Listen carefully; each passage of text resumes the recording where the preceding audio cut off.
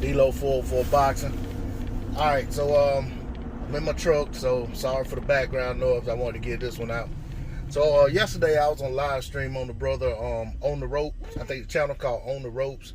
He was doing an interview with Glaser. And if any of you guys aren't familiar with Rick Glaser, he's one of the guys that comes out and says he has inside information on this, that, and the other, and can prove it. But then most of the time, it's all like theory and hypothesis or hearsay and so forth. Like, he's the guy who came out saying that he knew factually that both Laura and Ortiz were 10 years older than advertised. But then when he tried to explain how he knew that, it was all theory and conjecture. But anyway, so Rick Glaser was on there. I mean, and the brother did a great interview with him. And shout out to him for that, But Rick Glaser was on there, and he was asked about, Devin Haney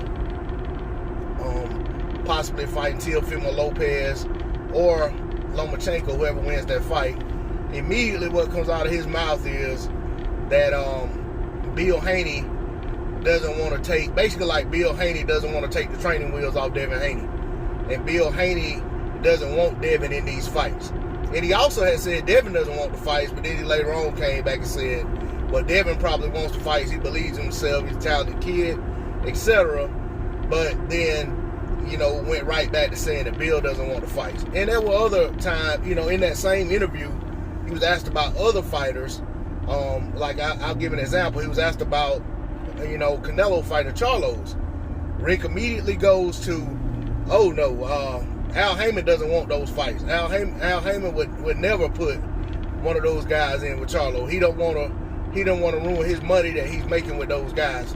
He has to have a certain amount of stars and title holders for the networks. He wouldn't feed one of those guys to Canelo or something in that along that logic, along that talking. But my point is, Rick is supposed to be a well-respected guy in the circle of boxing, in the inner workings of boxing, and knows and is affiliated with a lot of people like Aram and Oscar and other people, so forth and so on. But my point is that every time in this interview when Rick was asked about a black fighter fighting a perceived top non-black fighter, it was always the black fighter or his team, his camp, who didn't want to fight, who's stopping the fight. Which is ridiculous when you really look at it. It's obvious that more than likely, or more times than not, it's the other way around. You have the black fighter, the dominant black fighter, chasing the perceived dominant non-black fighter, and he's being dismissed as not being a draw, having not fought anybody, not being, not having fought the fights to deserve the fight, this, that, and the other.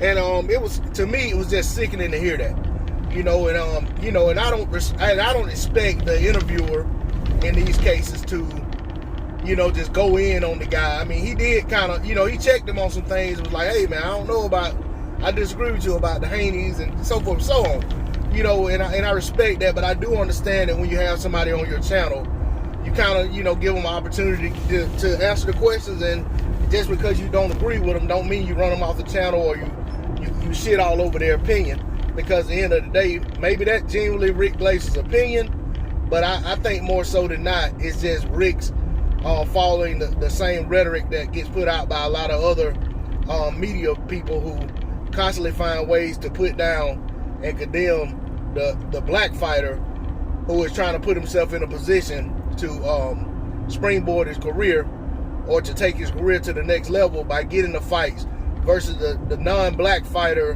who is in a position to actually pass the torch, so to speak. So, for me, like I said, that was just disgusting to hear. I stuck it out and stayed in the chat the whole time. But, it just gets tiresome hearing that same old play by the same group of people. It's always the dominant black fighter's part, or if it's the black prospect, it's always their side who is the hold up, or if it's not that they're the hold up, it's that they don't deserve it, because they haven't done XYZ. You know, and the other thing, you know, he went in on Devin Haney for fighting Gamboa.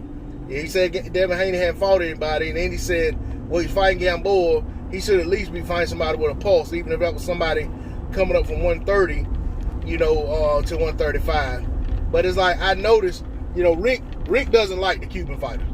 And that's a part of it. You know what I'm saying? Rick, every time asked about any of the Cubans, whether they're Ortiz, Lara, Rigondeaux, Gamboa, he always has negative stuff to say about him. So I can't take this guy serious when it comes to anything related to black fighters. He has a distaste for Al Haymon that he openly speaks on, and I think that gets in the way of him speaking objectively without being biased about anything related to any of PBC fighters. But that's all I got to say on the subject. D-Lo 404 Boxing. I'm out. Peace.